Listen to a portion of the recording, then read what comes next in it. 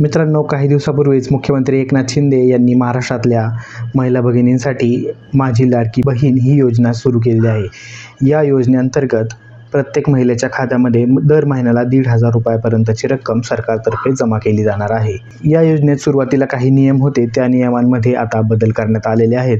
तर ते बदल करण्यात आलेले नियम आणि काही कागदपत्रांमध्ये देखील बदल करण्यात आलेले आहेत। ते बदल काय आहेत हे आपण जाणून घेऊया। वयाची 21 वर्ष पूर्ण झालेल्या व 60 वर्षांपर्यंतच्या महिलांना या योजनेचा लाभ घेता येणार होता, परंतु आता ही वयोमर्यादा 60 वरून 65 वयापर्यंत वाढवण्यात आलेली आहे। ज्यांच्या कुटुंबातील सदस्यांची संयुक्तपणे 5 एकरपेक्षा जास्त शेतजमीन असेल त्यांना या योजनेचा लाभ घेता येणार नव्हता, परंतु आता ही जमिनीची अटही शिथिल करण्यात आलेली आहे। या योजनेतील अधिवास प्रमाणपत्राची अट शिथिल करण्यात आली असून त्याऐवजी 1 वर्षापूर्वीची शिधापत्रिका, मतदार ओळखपत्र, शाळा सोडल्याचा दाखला, जन्म दाखला यापैकी कोणतेही एक ओळखपत्र किंवा प्रमाणपत्र चालेल।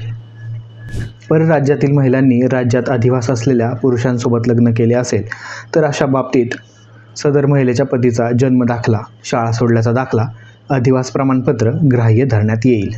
या अगोदर प्रत्येक कुटुंबाला 2.5 लाख रुपये उत्पन्नाची मर्यादा ठेवण्यात आली होती, परंतु आता 2.5 लाख मर्यादित उत्पन्नाचा दाखला नसेल तर ज्या कुटुंबाकडे पिवळे किंवा केशरी शिधापत्रिका आहे त्यांना उत्पन्नाच्या दाखल्यापासून सूट देण्यात आलेली आहे।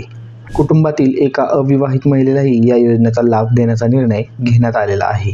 तर आपण आता बघूया की या योजनेसाठी कोणते कोणते कागदपत्र लागणार आहेत। तर पहिलं आहे आधार कार्ड, दुसरं आहे रेशन कार्ड, तिसरं उत्पन्नाचा दाखला किंवा पिवळं किंवा केशरी शिधापत्रिका, बँकेचे एक passbook, mobile number, passport size photo आणि अर्ज भरलेला फॉर्म।